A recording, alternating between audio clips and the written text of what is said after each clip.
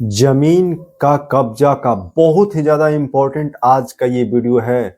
लगातार देखिए गांव में या फिर जमीन से जुड़े हुए कई प्रकार के कब्जा का विवाद जो होता है उसको लेकर के आज का ये वीडियो बहुत ही ज्यादा महत्वपूर्ण है, जिससे आपके जमीन की कब्जा वाला किसी भी प्रकार का विवाद है आप आज समझ जाएंगे कि उस जमीन का कैसे आपको कब्जा वाला विवाद खत्म करना है। क्योंकि देखिए आज के इस वीडियो में जमीन कब्जा विवाद में अब नया कानून 10 गुना खतरनाक और सुप्रीम कोर्ट के तरफ से जमीन कब्जा विवाद पर पूरी जानकारी स्पष्ट की गई है, जिसके बारे में आज आप ये पूरा वीडियो आप जरूर देखिएगा। क्योंकि आज का ये वीडियो जमीन की कब्जा और गांव में बहुत सारा ऐसा जमीन होता है।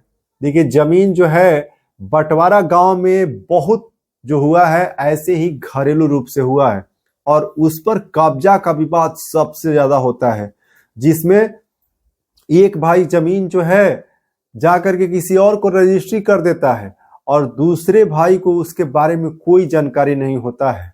ऐसा भी होता है बहुत सारे लोगों का कि उनके पिताजी गुजर गए और आपस में दो लड़के हैं, तो एक उनका जो पुत्र है या लड़का जो है पटीदार है वे जा करके किसी को जमीन बेच देता है और दूसरा भाई हाथ मलते रह जाता है, उसको पता ही नहीं होता है कि जमीन बेच दिया गया है। और बाद में जब पता चलता है तो फिर क्या होगा। वैसे जमीन की कब्जा को लेकर के देखिए सुप्रीम कोर्ट के तरफ से जो फैसला दिया गया है, जिसमें रामदास वर्सेस सीताबाई के केस में जो है रजिस्ट्री यानी सेल डीड पर जो फैसला आया उसमें बताया गया कि सेल डीड की भी मान्यता जो है खत्म हो सकती है, लेकिन किस स्थिति में हो सकती है, कब हो सकती है, जमीन की कब्जा कब हटाया जा सकता है, क्या हो सकता है, सारा जो इंफॉर्मेशन है आज इस वीडियो में हम क्लियर करने वाले हैं। जिसमें गांव में आपके जमीन की बिक्री जो है बिना बंटवारा के, रजिस्ट्री बंटवारा नहीं हुआ है या फिर उसका दाखिल खारिज उस जमीन का उसके नाम पर नहीं है और पूर्वज के नाम पर जमीन है और एक भाई बेच दिया और दूसरा भाई परेशान है, वैसे स्थिति में आप दूसरे भाई हैं और आपका भाई जमीन बेच दिया है तो जमीन का कब्जा आपका होगा। उसके बारे में आपको हम सब कुछ आज क्लियर करेंगे। और इसके साथ साथ देखिए दादा परदादा के नाम से जमीन है तो घबराना नहीं है। सुप्रीम कोर्ट की तरफ से ये बड़ा फैसला दिया गया है और इसी वीडियो में आपको हम जो है दाखिल खारिज, जमाबंदी, रसीद की मान्यता, सेल डीड की मान्यता, ये सब कुछ जो है विस्तार से सुप्रीम कोर्ट की तरफ से जो भी इंफॉर्मेशन दिया गया है, जो कि रामदास वर्सेस सीताबाई के मामले में भी दस्तावेज सेल डीड की मान्यता को रद्द कर दिया गया था, पूरी इंफॉर्मेशन आपको इस वीडियो में देंगे। चैनल पर आप पहली बार जुड़े हैं तो सब्सक्राइब कर लीजिएगा, वीडियो को लाइक कीजिएगा और ये वीडियो जो है आपको पूरा जरूर देखना है। चलिए इस वीडियो को शुरू करते हैं और जमीन कब्जा विवाद में अब नया कानून 10 गुना खतरनाक क्या है एक एक करके जानिए। सबसे पहले आपको बता रहे हैं, देखिए जमीन जो है गांव में माता पिता की सहमति नहीं है, माता पिता जिंदा है और उनका एक लड़का जो है जमीन किसी और को बेच देता है, तो क्या वे जमीन बेचने का अधिकारी है? कानून क्या कहता है? सुप्रीम कोर्ट के लॉ के अनुसार क्या वे जमीन बेचने का पूरी तरीके से अधिकार रखता है?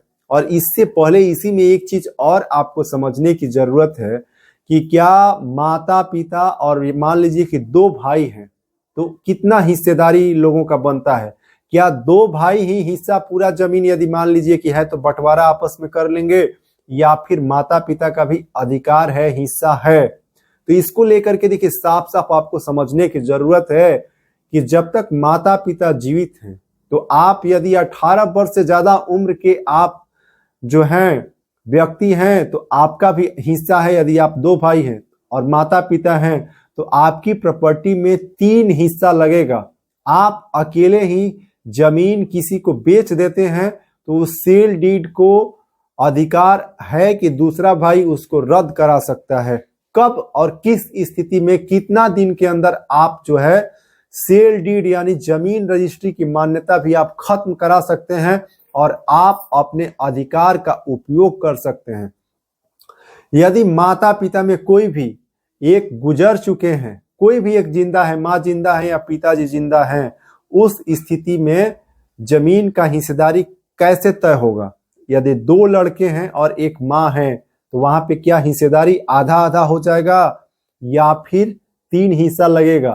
तो क्लियर समझना आपको जरूरी है कि यदि आपके माता पिता में कोई भी एक जिंदा है और 2 भाई हैं तो वहां पर आपका 3 हिस्सा लगेगा, यानी जमीन की आप बंटवारा करेंगे तो 3 हिस्सेदारी लगेगा वहां पर। देखिए ऐसे स्थिति में क्या होता है कि एक भाई जो है जमीन बेच देते हैं, तो जमीन यदि आप बेच देते हैं एक भाई और दूसरा भाई उसमें सहमति नहीं देते हैं, रजिस्ट्री के समय वे वहां पे उपस्थित नहीं होते हैं, जो भी उनके माता पिता में एक व्यक्ति जो जिंदा हैं उनसे भी वे रजिस्ट्री या सहमति नहीं लेते हैं, तो जमीन खरीदने वाला जो व्यक्ति है उसका सेल डीड को आप रद्द करा सकते हैं। आगे आपको हम इसके बारे में पूरी जानकारी देंगे, क्योंकि जान लीजिए कि एक माता पिता के जितने भी बच्चे होते हैं, चाहे एक लड़की हो या लड़का हो, उसका अधिकार एक समान होता है। यानी कि यदि आप एक माता पिता हैं और आपके 2 लड़के हैं, एक लड़की हैं, तो आपके संपत्ति में जमीन हो, घर हो, मकान हो, सभी जगह पर समान अधिकार है। लेकिन अधिकार कायम करने के लिए आप तब तक जमीन बेचने के अधिकारी नहीं होते हैं जब तक आपका रजिस्ट्री बंटवारा नहीं होता है या फिर आपका सहमति से जमीन आपके नाम पर नहीं होता है, तब तक आप किसी भी एक जमीन को बेचने के अधिकारी नहीं होते हैं। गांव में अधिकतर ऐसे मामले आपको सुनने को मिलते हैं कि देखिए आपस में क्या है कि लोग घर पर बंटवारा कर लेते हैं और बंटवारा करने के बाद इसका कोई प्रमाण गवर्नमेंट ऑफिस में नहीं होता है और आपस में सादा कागज पर बंटवारा हो जाता है और उनमें से मान लीजिए कि 2-4 भाई है तो 2 भाई जो है जमीन बेचना शुरू कर देता है और जमीन बेचते बेचते हुए अपने हिस्सा का पूरा जमीन बेच देता है। थोड़ा सा देखिए अभी सर्दी का मौसम चल रहा है, उससे परेशानी है। अभी इस स्थिति में क्या होता है कि जमीन बेचने वाला, थोड़ा सा वीडियो को लाइक आप लोग जरूर कीजिएगा, क्योंकि लगातार देखिए लंबा वीडियो और डिटेल्स में इंफॉर्मेशन देने के कारण जो है आप लोगों के साथ हम लंबे समय तक बोलना, देखिए बहुत ज्यादा मेहनत लगता है, एनर्जी के साथ वीडियो बनाया जाता है। तो क्या होता है ऐसे स्थिति में 2 भाई अपना हिस्सा का पूरा जमीन बेच देते हैं और 2 भाई जो उनका हिस्सा होता है वे जमीन उनके हिस्से में रहता है। लेकिन यहाँ पर देखिए एक समस्या है। अभी बिहार लैंड सर्वे के समय लगातार आप लोगों का ये सवाल आ रहा था कि ऐसे स्थिति में हम लोगों का सर्वे में जमीन का विवरण कैसे अपडेट होगा। 2 भाई जो हैं वे अपने हिस्से का पूरा जमीन बेच दिए हैं और हम लोगों का 2 भाई का जमीन बचा है, तो ये एक बड़ी समस्या है। और मान लीजिए कि ये सर्वे के समय ही नहीं, यदि उससे पहले भी आपके जमीन का कोई जो है बिना बंटवारा, देखिए कागज वाला जो बंटवारा घरेलू रूप से होता है, जो कागज पर सादा लिख करके बांटा जाता है, उसकी कोई मान्यता कानूनी तौर पर नहीं है। उसकी मान्यता तभी है जब आप उसको प्रखंड स्तर से वंशावली बना करके जमीन का नामकरण अपने नाम पर कराएंगे, जो पूर्वज के नाम पर है, यानी माता पिता के नाम पर है। तो ऐसे स्थिति में मान लीजिए कि कोई आपके हिस्से का जमीन या वे अपने हिस्से का ही जमीन जो आप आपस में बंटवारा करके कि आप इधर 5 कट्ठा और इधर उनका 5 कट्ठा है और वे 5 कट्ठा जमीन बेच देते हैं, तो आपके पास अधिकार है कि आप उस रजिस्ट्री को रद्द करा सकते हैं। अब देखिए किस स्थिति में रद्द करा सकते हैं, क्योंकि जब तक किसी जमीन का हिस्सेदारी जो है गवर्नमेंट ऑथराइज्ड ऑफिस के तरफ से जमाबंदी आपके नाम पर नहीं होता है, माता पिता या पूर्वज के नाम पर होता है, तब तक है जमीन सभी का ज्वाइंट होता है और उसमें बेचने का अधिकार केवल एक व्यक्ति का नहीं होता है। दूसरा उस पर दावा कर सकता है कि ये जमीन जो है मेरा भी है, तो उस स्थिति में जमीन का रजिस्ट्री रद्द हो सकता है, डीड रद्द कराया जा सकता है, जिसके लिए रजिस्ट्री के बाद आपको जो है तुरंत इसकी एफआईआर जो है आप न्यायालय में करना चाहिए, जिससे जमीन रजिस्ट्री आप तुरंत उसको रद्द करा सकते हैं। और ये काम जो है यदि आप 3-4 महीने के अंदर आप इसको लेकर के आप जो है मुकदमा दर्ज कोर्ट में नहीं कराते हैं तो फिर आप बाद में उस सेल डीड को रद्द नहीं करा सकते हैं। लेकिन जमीन कब्जा केवल भाई के नाम से है और पूर्वज के नाम पर जमीन है, तो इस स्थिति में आपके जमीन का रजिस्ट्री रद्द कराया जा सकता है और जमीन का कब्जा आप हटा सकते हैं। ऐसा ही मामला जो है सुप्रीम कोर्ट में रामदास वर्सेस सीताबाई के केस में भी हुआ था। वहां पर भी जमीन की रजिस्ट्री जो है एक भाई के द्वारा कर दी गई थी और वहां पर वे रजिस्ट्री सेल डीड को सुप्रीम कोर्ट के तरफ से आदेश दिया गया कि उसको नहीं माना जाएगा, रद्द कर दिया जाएगा। तो ऐसा मामला बहुत सारे होते हैं जो अलग अलग हाई कोर्ट और सुप्रीम कोर्ट में जो फैसला आता है रजिस्ट्री के खिलाफ आता है, तो ऐसे मामले रद्द कराए जा सकते हैं। बस उसके लिए जो है आप जमीन की जानकारी बहुत जल्द आप इसके बारे में प्राप्त करेंगे, तो आप जो है जितने भी इस तरीके के मामले गांव में होते हैं जो जमीन किसी बेच देता है तो उसको आप रद्द करा सकते हैं, ये आपका अधिकार है। और जमीन कब्जा विवाद में अब नया कानून जो है ये 10 गुना खतरनाक है। इसको लेकर के सुप्रीम कोर्ट की तरफ से सख्त हिदायत दी गई थी और बहुत सारे लोग जमीन रजिस्ट्री करा लेते हैं। उनको लगता है कि एक भाई से हम जमीन रजिस्ट्री करा करके उस पर कब्जा भी कर लेंगे, तो ये आपके लिए गलती होगा। यदि आप ऐसा जमीन रजिस्ट्री करा रहे हैं तो सबसे पहले सभी भाई और यदि माता पिता जिंदा हैं तो उनसे भी आप जमीन की रजिस्ट्री कराइए और ऐसे जमीन खरीदिए, नहीं तो आप जो है फंस सकते हैं। क्योंकि जमीन कब्जा विवाद में सुप्रीम कोर्ट का बड़ा फैसला जो आया था उस पर सेल डीड की जो है मान्यता रद्द कर दी गई थी। चलिए अब आप लोगों का हम कुछ महत्वपूर्ण जो है कमेंट लेते हैं और उस कमेंट का आपको हम एक एक करके सभी का रिप्लाई देते हैं। लगातार आप लोगों का सवाल भी आ रहा है और अभी तक आप चैनल सब्सक्राइब नहीं किए हैं तो सब्सक्राइब कर लीजिएगा, वीडियो को लाइक कीजिएगा। और देखिए यहाँ पर भूमि सर्वे में 10 कागजात को मिला मान्यता, बिहार जमीन सर्वे की अंतिम तिथि। देखिए हम आप लोगों को पहले भी बताए हैं कि बिहार भूमि सर्वे में 15 तरह के कागज जो है मान्य हैं और इसकी अंतिम तिथि जो है जुलाई 2026 तक बढ़ा दिया गया है। लेकिन लगातार जो है लोगों के मन में कंफ्यूजन रहता है कि अंतिम तिथि कब है। तो देखिए अभी जमीन का सर्वे तो काम जो है बंद नहीं है, चल रहा है और अभी भी आप ऑनलाइन या ऑफलाइन के माध्यम से अपने जमीन का प्रपत्र 2 और वंशावली आप जमा कर सकते हैं। इसमें सामान्य जानकारी आपको देना है, लगातार हम आप लोगों को बताते हैं। बिहार जमीन सर्वे पर फैसला पटना हाईकोर्ट ने दिया है। यदि फैसला, देखिए बिहार हाईकोर्ट में भी ये मामला चल रहा था बिहार जमीन सर्वे को लेकर के, और ये मामला जो है लगातार सरकार के भी नजर में था, जिसको देखते हुए जमीन की कागज की समस्या और कई प्रकार की समस्या के कारण समय इसको बढ़ा ही दिया गया है और इसी को लेकर पटना हाईकोर्ट में ये मामला भी चल रहा था। अब जो देखिए दाखिल खारिज जमाबंदी रसीद की मान्यता खत्म, सुप्रीम कोर्ट के बड़े फैसले। देखिए जो आपको अभी हम बताएं कि जो सेल डीड की मान्यता के बारे में आपको जानकारी दी है, ऐसे स्थिति में जमीन खरीदने वाले जो हैं यदि दाखिल खारिज भी करा लेते हैं, रसीद भी कटवा लेते हैं, तब भी उसकी मान्यता नहीं रहेगी, मान्यता खत्म होगी। किस केस में? जब जमाबंदी जो है पूर्वज के नाम पर है और वहां पर 2 भाई हैं और एक भाई केवल जमीन रजिस्ट्री कर देते हैं, वैसे स्थिति में सेल डीड, जमाबंदी और रसीद, जमीन का लगान रसीद की मान्यता नहीं होगी। यह सुप्रीम कोर्ट का मामला है।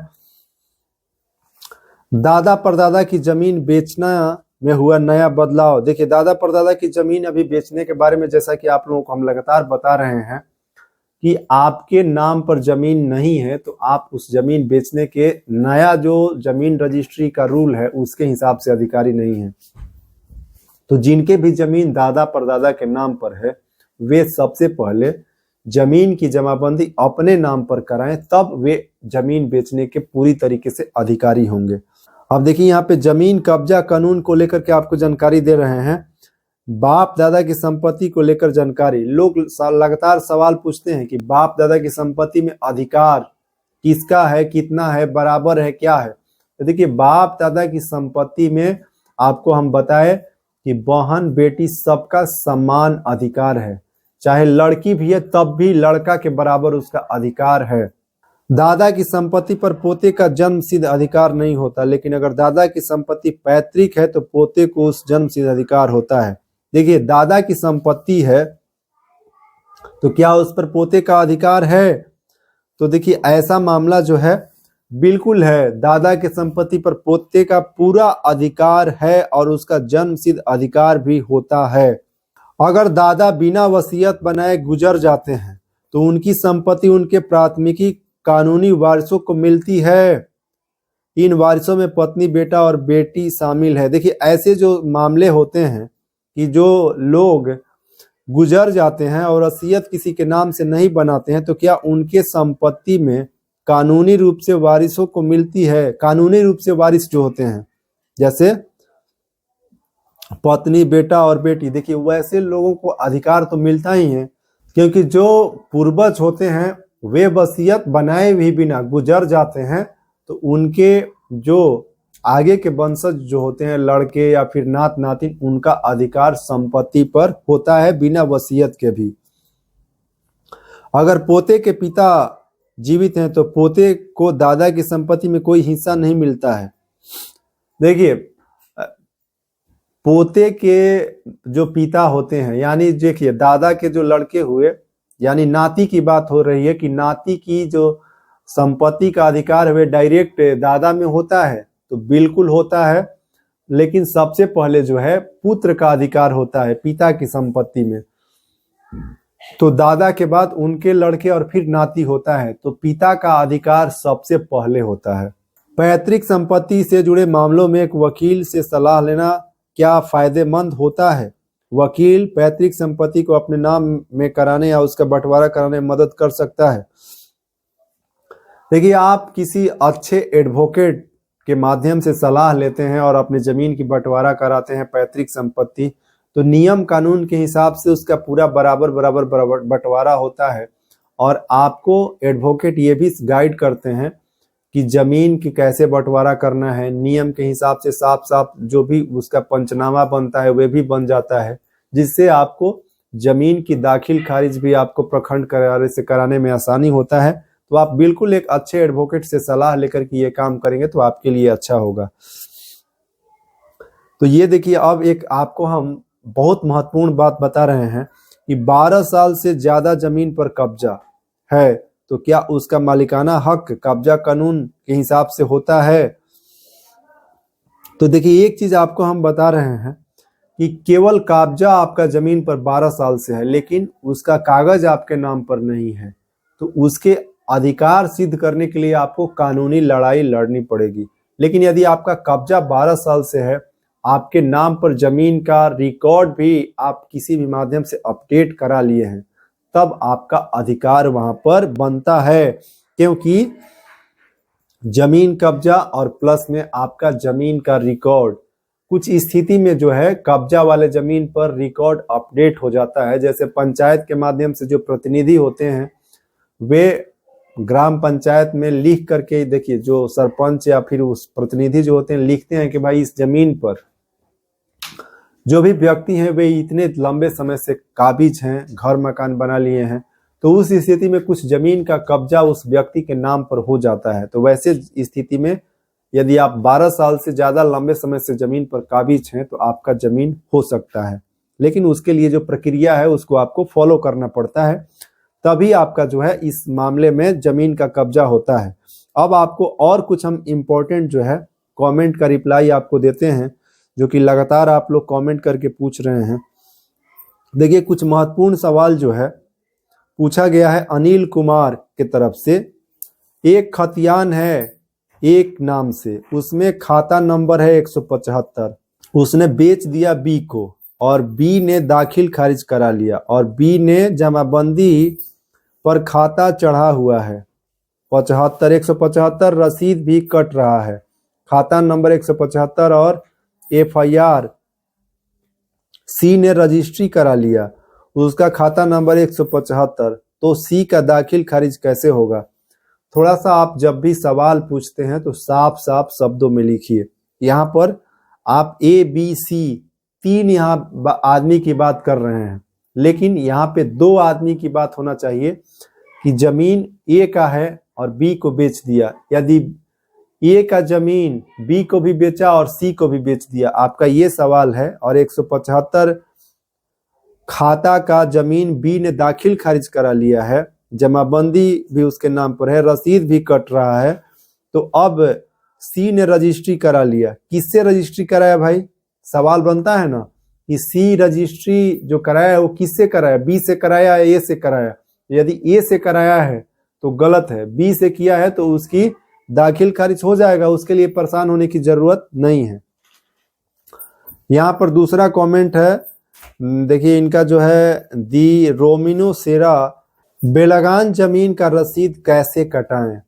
तो देखिए बेलगान जमीन का रसीद कटाने के लिए किसी भी जमीन का रसीद अब तभी कटेगा जब उसका जमाबंदी ऑनलाइन होगा। तो सबसे पहले आप बिहार लैंड रिकॉर्ड का जो वेबसाइट है उस पर जा करके देखिए कि क्या उस जमीन का जमाबंदी ऑनलाइन है। यदि जमाबंदी ऑनलाइन है तो आप बेलगान जमीन का रसीद ऑनलाइन कटा सकते हैं। यदि नहीं है तो फिर आपको रसीद कटाने के लिए सबसे पहले उसको अपडेट करवाना पड़ेगा, तभी उसका रसीद कटेगा। आगे देखिए एक यहाँ पे कमेंट आया है हैप्पी कैस्टी प्लेयर के तरफ से, और ये लिख रहे हैं कि if one receipt plot number 0 खाता 0 written how it will be correct ED। देखिए यहाँ पे इनका सवाल है कि एक रिसिप्ट में जमीन के प्लॉट नंबर 0 है, खाता नंबर 0 है, तो इसको कैसे सही कराया जाए? तो देखिए ऐसे स्थिति में जमीन का जमाबंदी आपका गलत है तो उसके लिए आपको परिमार्जन करने की जरूरत है। आप इसके लिए परिमार्जन प्लस के माध्यम से बिहार लैंड रिकॉर्ड का जो वेबसाइट है वहां से आप इसको लेकर के आवेदन दे सकते हैं, जहां पर आप ये बता सकते हैं कि प्लॉट नंबर खाता नंबर 0 है, इसको सुधार करके अपडेट किया जाए तो आपका जो है ये सही हो जाएगा। यहाँ पर देखिए एक सवाल है अंशुल हक का, दाखिल खारिज रिजेक्ट कर दिया 2023 में, अब कैसे दाखिल खारिज कैसे होगा? देखिए आपका दाखिल खारिज जो है रिजेक्ट कर दिया गया है 2023 में, तो अब आपको दाखिल खारिज कराने के लिए DCLR के पास आवेदन करना होगा, डिप्टी कलेक्टर लैंड रिफॉर्म्स। सबसे पहले आप अपने प्रखंड कार्यालय से उसका नकल निकालिए, देखिए कि क्या समस्या लगा करके आपके दाखिल खारिज को रिजेक्ट किया गया है। उसके बाद आप जाइए अच्छे एडवोकेट को पकड़िए और वहां पर आप आवेदन दीजिए, अब आपका दाखिल खारिज DCLR के यहाँ से होगा। देखिए यहाँ पर एक अगला सवाल है सैयद जमील का, और ये लिख रहे हैं 85 साल पुराना है, केवाला खतियान है।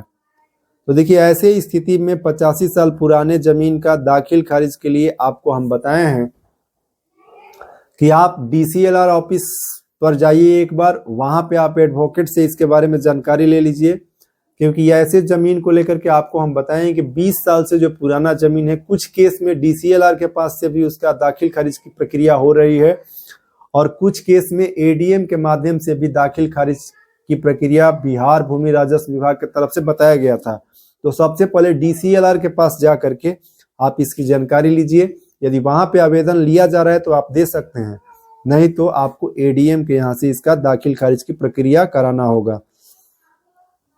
आगे इनोसेंट _ निशांत लिख रहे हैं मेरे दादाजी एक जमीन 1999 में खरीदे थे, उनका देहांत हो गया, जमीन अभी वर्तमान में हमारे कब्जे में है, लेकिन उस केवाला पर जो जमाबंदी चढ़ाया गया था उसमें से किसी और व्यक्ति ने दाखिल खारिज करवा लिया, अब मेरा दाखिल खारिज का कोई तरीका है सर क्या? तो देखिए यहाँ पर जो इनोसेंट _ निशांत का ये सवाल है कि दादाजी उनका जमीन खरीदे 1999 में और उनका मृत्यु भी हो गया, जमीन उनके कब्जे में है, लेकिन उस केवाला पर जो जमाबंदी चढ़ाया गया था उसमें से किसी और व्यक्ति ने दाखिल खारिज करवा लिया, अब मेरा दाखिल खारिज, तो देखिए जो केवाला था आपके जमाबंदी चढ़ाया गया था केवाला पर, और उसका दाखिल खारिज दूसरा कैसे करवा लिया। ये एक ऐसा मामला है कि इसको लेकर के आप DCLR के यहाँ शिकायत कीजिए कि मेरे ही केवाला पर दूसरे का दाखिल खारिज कैसे हुआ। वहां पे केस फाइल करना पड़ेगा आपको, तभी इसका निष्पादन होगा। और समझना आपको पड़ेगा कि ऐसा केस क्यों हुआ, कैसे दाखिल खारिज किया गया, तभी इसकी जांच होगी और उसके बाद ही आपके केवाला का दाखिल खारिज होगा। आशा करते हैं कि आप समझ गए होंगे कि आपके दाखिल खारिज का प्रक्रिया क्या है। आगे देखिए यहाँ पर जो है एक सवाल लौकुश कुमार के तरफ से आया है। सर, एक जमीन है, वह 4 लोगों ने खरीदा था और 5वां में हम करते हैं और दाखिल खारिज अभी तक नहीं हो पाया। शुरू से ही तो उसका दाखिल खारिज कैसे करवाएं, वह हमारे कब्जे में है, बाउंड्री भी मारा हुआ है उसी प्लॉट में और मेरा जमीन है भी है, उसका रसीद कट रहा है, तो कैसे क्या करें। देखिए थोड़ा सवाल आप लोग क्लियर स्पष्ट लिखिए। जैसे इनका सवाल ये है कि एक जमीन जो है 4 लोगों ने खरीदा था और 5वां ये खरीदने वाले हैं, दाखिल खारिज अभी तक नहीं हो पाया है, तो शुरू से ही तो उसका दाखिल खारिज कैसे करवाएं। तो दाखिल खारिज नहीं हुआ है तो आप आवेदन दीजिए ऑनलाइन वेबसाइट के माध्यम से दाखिल खारिज के लिए, आपका दाखिल खारिज होगा। यदि नहीं हुआ है तो इसके लिए परेशान होने की जरूरत नहीं है, जमाबंदी चेक कर लीजिएगा और उसके बाद आप आवेदन दीजिए। जैसा कि हम दाखिल खारिज का नया नियम 2025 आपको बताए हैं, उस वीडियो को जाकर के देख लीजिएगा, जिसमें सारा जानकारी स्पष्ट किए हैं। एक दूसरा ये भी फिर यही कमेंट आया है इन्हीं का, सर मैंने जमीन खरीदा था और सर्वर दाखिल खारिज नहीं हो पाया है, तो कैसे क्या करें बताएं। सर्वर शब्द समझ में नहीं आ रहा है, इसीलिए आप स्पष्ट अपना सवाल लिखिए। और थोड़ा कुछ कमेंट जो है, हम क्या थे 2 बार रिजेक्ट कर दिया। देखिए इनका कहना है कि हम दाखिल खारिज के लिए आवेदन किए थे, 2 बार रिजेक्ट कर दिया है। जहां तक आपको हम बता रहे हैं कि एक बार दाखिल खारिज प्रखंड कार्यालय से जब रिजेक्ट हो जाता है तो आप दोबारा आवेदन नहीं कर सकते हैं। ऐसी स्थिति में यदि आपका दाखिल खारिज आप कह रहे हैं कि 2 बार रिजेक्ट हो गया है, तो सबसे पहले आप नकल निकाल करके देखिए कि आपका दाखिल खारिज क्यों रिजेक्ट किया गया है। और यदि रिजेक्ट हो गया है तो फिर आपको DCLR प्रखंड कार्यालय के ऊपर जो होते हैं भूमि सुधार उप समाहर्ता अनुमंडल स्तर पर, वहां पे आपको जो है आवेदन देना पड़ेगा, तभी आपका दाखिल खारिज होगा। देखिए यहाँ पे कुछ और कमेंट ले लेते हैं आज। अब जमीन, देखिए यहाँ पे ये संतोष गुप्ता हैं जो लिख रहे हैं, ऐसे मामले में बचने वाले को जाके के साथ फाइन भी ब्याज के साथ का नियम होना चाहिए। देखिए इनका कुछ अलग सवाल है, डीह वशिष्ठ का मोटेशन कैसे कराएं सर। डीह वशिष्ठ का मोटेशन कराने के लिए जमीन आपके नाम पर होना चाहिए, केवाला है तो आप ऑनलाइन आवेदन दीजिए। यहाँ पे प्रदीप कुमार शर्मा जी हैं और ये लिख रहे हैं, सर क्या आप पटना में ही हैं, हम आपसे मिलना चाहते हैं, मुझे मोटेशन से संबंधित काम है। तो देखिए आपको मिलने की जरूरत नहीं है, आप अपना जो भी सवाल है ravisankar4001 पर आप ईमेल कर सकते हैं और आपको वहां पे हम रिप्लाई देंगे। जरूरत होगा तो आपसे बात भी करेंगे और आपको परेशान होने की बिल्कुल जरूरत नहीं है। यहाँ पे देखिए नीचे जो है आपसे बात कैसे होगी, तो आप ईमेल कीजिए, ये लिख रहे हैं रविंद्र कुमार जी। और यहाँ पे देखिए AN सिंह जी हैं और ये लिख रहे हैं कि मेरे पिताजी के नाम पर जमीन है, मैं 2 भाई हूँ, पिताजी की मृत्यु के बाद भाई जी अपने नाम पर जमाबंदी दाखिल खारिज करा लिए तथा इसमें बहुत सारी गलतियां हैं जो सुधार होना लायक नहीं है। मैं चाहता हूँ, देखिए ये चाहते हैं कि जमीन की जमाबंदी रद्द कर दिया जाए और फिर से जो है जमीन का दाखिल खारिज कराया जाए। तो उसके लिए आपको DCLR के यहाँ आवेदन देना पड़ेगा और वहीं से आपको ये बताना पड़ेगा कि हम लोग 2 भाई हैं जबकि जमाबंदी एक ही भाई के नाम पर हो गया है, ये गलत है, इसको रद्द करके फिर से जमाबंदी जो है दोनों भाई के नाम पर बराबर बराबर किया जाए, तो आपका जमीन का जो है जमाबंदी आपके नाम पर भी हो जाएगा। और ये काम आपको बहुत जल्द करने की जरूरत है, आप यदि इंतजार करेंगे तो आप जो है आपके लिए और ज्यादा समस्या होगा। सभी लोग ध्यान पूर्वक जो है इस काम को जल्द से जल्द कीजिए। और आज के इस वीडियो में आपको हम जमीन कब्जा माता पिता की संपत्ति और जमीन का जो कब्जा विवाद में अब नया कानून 10 गुना खतरनाक जो है, Ramdas versus Sitabai supreme court का जो फैसला है उसके उदाहरण के साथ आपको इस वीडियो में हम जानकारी दिए हैं। आशा करते हैं कि आप जानकारी से जरूर समझ गए होंगे कि ऐसे मामले में आपको क्या करने की जरूरत है। और चैनल पर पहली बार आप जुड़े हैं तो सब्सक्राइब कर लीजिएगा, वीडियो को लाइक कीजिएगा और इससे जुड़ा कोई सवाल है तो कमेंट बॉक्स में टाइप कीजिएगा। चलिए इस वीडियो में बस इतना ही। जय हिंद।